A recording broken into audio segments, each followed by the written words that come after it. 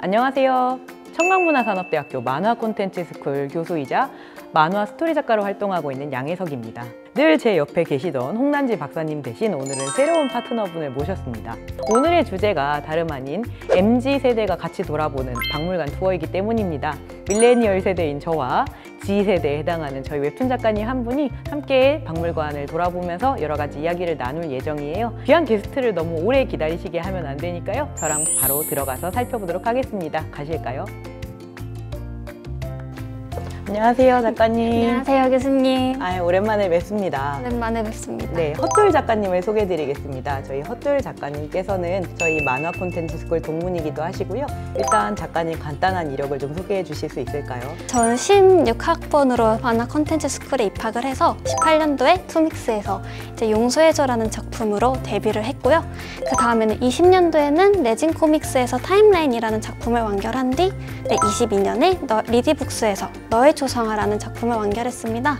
현재는 지금 차기작을 오픈 준비 중에 있고요. 청강대 외래 교수로도 활동하고 있습니다. 쉴 새 없이 작품을 이어오신 작가님이세요. 아까 말씀드렸다시피 저희 학생이셨던 시절도 있는데요. 학생이셨을 때 저희 만화박물관은 와본 적이 있으세요? 네, 그 수업 중간중간에 쉬는 시간이나 아니면 이제 조용한 곳에서 혼자 글을 쓰고 싶을 때 이곳에서 한번 둘러보고 환기를 시킨 다음에 여기 아래에 또 도서관이 있잖아요. 그쵸. 거기서 작업을 했던 기억이 납니다. 굉장히 성실한 학생이셨군요. 여기에 참 좋은 공간이 있는데 이걸 잘 모르는 학생분들이 많아요. 특히 코로나 때 이제 아무래도 학교에 오는 일이 좀 줄다 보니까 저희 학교에 그런 도서관이 있나요? 그런 박물관이 있나요? 하는 분들도 있는데, 그래서 작가님을 모시고 한번 돌아보면서 함께 작품들을 보는 시간을 가질까 합니다. 네, 같이 한번 보실까요? 근대의 만화가 시작되다라는 부분으로 시작하는데 혹시 이런 그림 보신 기억 나세요? 1학년 수업 때 만화의 이해라는 수업에서 한국 만화의 시작을 이런 그림들로 시작을 했던 게 기억이 나요. 이 그림 같은 경우는 아직도 선명하게 기억에 남는 그림 중 하나예요. 그렇군요. 이 오른쪽에 있는 그림이 한국 최초의 만화라고 이제 얘기를 들었었어요. 저도 대한민국 만평이라고 나와 있네요. 이 아래쪽에 있는 김기범 화백의 각종 표정 복사본이라고 되어 있는 게 있는데요. 일단은 위쪽에 굉장히 여러 캐릭터들 등신대가 그려져 있고 키가 비교되어 있고 각 캐릭터의 대표적인 표정이 되어 있는데, 이런 거는 요즘에 웹툰에서 만드는 캐릭터 시트랑도 상당히 비슷하다는 생각이 들어요. 웹툰이 한국 만화의 맥에서 같이 이어져 오고 있기 때문에 사실은 당연한 일일지도 모르겠습니다.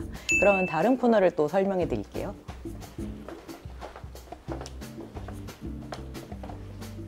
예, 이쪽에 있는 사진은 제가 이 만화박물관에서 좀 좋아하는 사진이에요. 왜냐하면 딱 봐도 1950년대고 전후에 굉장히 어려운 상황인 게 역력하잖아요.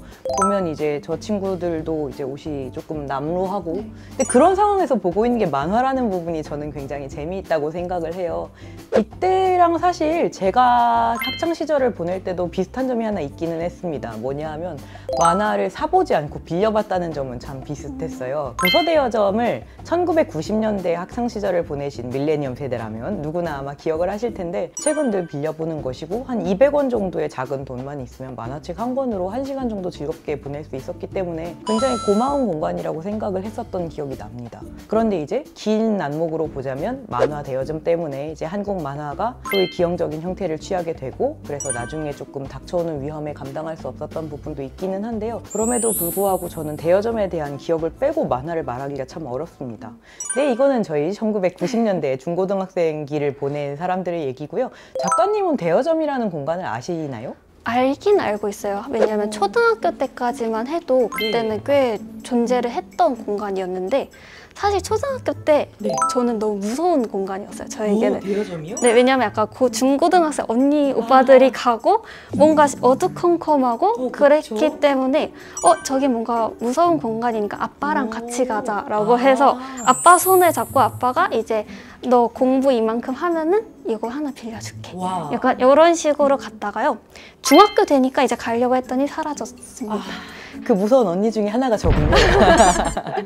이런 부분이 아마 만화를 처음에 어떻게 익히게 됐느냐에 대한 접점의 차이로 나타난 것 같아요. 저희는 어쨌든 중학교, 고등학교 때 출판 만화, 책으로 편집되어 있는 만화를 빌려봤든 사봤든 손에 쥐고 물성이 있는 만화를 읽었거든요. 근데 작가님은 중학교쯤 되어서 이제 본격적으로 뭔가 만화를 봐야지 할 나이쯤에 이제 대여점이 사라졌고, 그러면 뭘 보셨어요? 학교에 비치되어 있는 만화를 봤었는데 학교에 만화가 있었군요. 네, 출판 만화와는 약간 결이 다른 학습 만화 계열.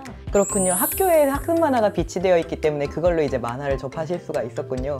네, 재미있는 이야기를 들었네요. 저희 때는 반대로 학교에는 만화라는 형태는 전혀 없었던 것 같아요. 그러니까 내용이 좋다고 하더라도 이건 만화이기 때문에 놓을 수 없다 이런 게 있었고, 유일하게 학교에 있었던 만화는 그 먼 나라 이웃 나라 시리즈 정도였던 걸로 기억을 합니다. 만화이기 때문에 안 된다라는 말이 굉장히 생소해요. 저한테는 너무 익숙한 말이에요. 네, 만화는 안 되는 것인 게 당연했기 때문에 도서 대여점에 갈 때도 이제 약간 유해 시설에 들어가듯 선생님들의 눈치를 살펴야 했고, 만화 대여점에는 늘 까만 비닐봉지가 있었어요. 만화가 밖으로 보이면 안 되기 때문에. 안 보이게 들고 다. 그렇게 큰 차이가 안 나는 것 같지만 굉장히 많은 차이가 있죠. 다행히 만화 애호가들에겐 굉장히 좋은 쪽으로 세상이 변하고 있다는 느낌이 들어서 흐뭇합니다. 그러면 이제 그 다음 코너, 잡지의 세계로 한번 가보시겠습니다. 네, 이쪽에 이제 많은 잡지가 놓여 있어요. 아마 한국에서 발매되었던 대부분의 잡지가 다 있지 않을까라고 저는 생각하고 있는데요. 저는 사실은 다 한 번쯤은 들어본 적이 있는 잡지들인데 혹시 아시는 잡지가 있으신가요? 영점프는 여러 번 들어본 것 같아요. 이쪽에서는 어떠세요? 오즈, 밍크, 윙크, 화이트, 케이크, 해피, 이슈, 나인, 엔진, 아까 이쪽에 있던 잡지군요. 영점프도 있고, 팡팡, 소년챔프, 찬스. 네, 어떻게 낯익은 얼굴을 발견하셨나요? 이슈랑 영점프는 확실히 이제 기억이 나고 챔프도 기억이 나는 것 같아요. 챔프는 제가 데뷔한 잡지입니다. 네, 저한테는 조금 의미가 있는 잡지죠. 네. 이슈가 눈에 들어오신 이유는 뭘까요? 좋아하는 작품이 연재된 잡지일까요? 그렇다기보다는 제가 중학교 때까지 마지막으로 아직 발매되고 있고 제가 손쉽게 구할 수 있었던 잡지였기 때문에 유난히 기억에 남아요. 네, 그래서 매달 서점에 가서 이번 달 이슈 나왔네 하고서 샀던 기억이 나요. 잡지를 사보신 세대군요. 네, 그게 이제 중학교 초반까지였던 것 같아요. 그러면 그 이후에 구하지 못한 것은 잡지가 안 나왔기 때문인가요? 네, 잡지가 안 나왔고요. 네. 그 다음에 디지털 잡지라는 개념을 잘 몰랐었기 때문에 아마 더 이어지지 못했던 것 같아요. 사실 중학생들이 디지털판을 찾아보기는 접근 장벽이 조금 높았고요. 요즘처럼 이렇게 이북을 잘 볼 수 있는 상태도 아니었기 때문에 아마 거기서 단절이 생긴 게 아닐까 생각이 듭니다. 그 시기를 전후해서 굉장히 많은 잡지들이 디지털로 전환되거나 아니면 아예 폐간을 선언했어요. 이슈의 위에 윗칸에 있는 윙크 같은 경우에도 지금 폐간되지는 않았지만 네, 디지털 형태로 나오고 있거든요. 사실은 윙크파, 이슈파가 나뉠 정도로 굉장히 두 잡지 다 세력이 막강했던 잡지입니다. 요즘에 많이들 하는 얘기가 웹툰 서사로 모든 종류의 영상 서사가 시작된다 같은 이야기를 하는데, 저는 그런 이야기를 들으면서 상당히 기쁠 때도 있지만 반대로 약간 애매한데 싶을 때도 있어요. 왜냐하면 윙크나 이슈 시대에 이미 우리가 홍난지 박사님과 이야기 나눴던 순정 만화의 씨앗을 두고 있을 때가 꽤 많았거든요. 예를 들자면 이제 윙크에서 연재가 되었던 탐나는 도다라든지, 사실 제일 막강한 타이틀은 궁이죠. 네, 궁이 원래 윙크의 연재작입니다. 예.